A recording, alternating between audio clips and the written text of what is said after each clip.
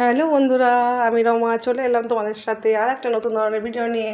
কালকে আমার বড় ছেলে বাবার বার্থডে ছিল। বার্থডেতে আমি মন্দিরে একটু পুজো দিতে গিয়েছিলাম, আমার মায়ের মন্দির রামপ্রসাদ বিটা আলি শহর।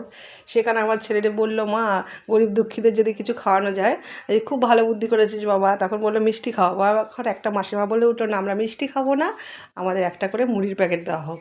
তারপর আমি বললাম মুড়ির প্যাকেটের সাথে একটা বাবা বিস্কুটের প্যাকেটও নিয়ে নে। তারপর ওরা আবার বিস্কুট খাবে না, ওরা কাঠি ভাজা খাবে। তারপর একটা ভাইয়ের দোকানে গেলাম, আমাদের পাড়ারই ভাই, এই যে ভাইটা রামপ্রসাদ ভিটায় ভাইটার দোকান। তোমরা যদি চাও এই ভাইটার দোকানে চলে আসতে পারো, খুব ভালো আমার এই ভাইটা।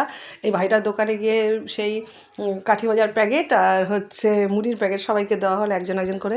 আমার ভীষণ ভালো লাগছিলো, জীবনে প্রথম আমি এই কাজটা করতে পারলাম, যা আমার ছেলের জন্য যা সম্ভব হয়েছে। কালকে সব থেকে বেশি আনন্দের খবর জানো তো, আমার ছেলে মেডিসিন শপে কাজ করে 1 বছর হলো। কালকে পুরো বার্থডে খরচটা ও নিজেরটা নিজেই করেছে।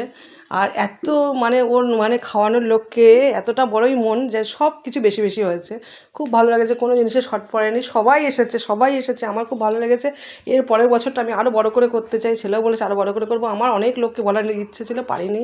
ঠিক আছে বন্ধুরা, তোমাদের সাথে শেয়ার করলাম কেমন হয়েছে ভিডিওটি। প্লিজ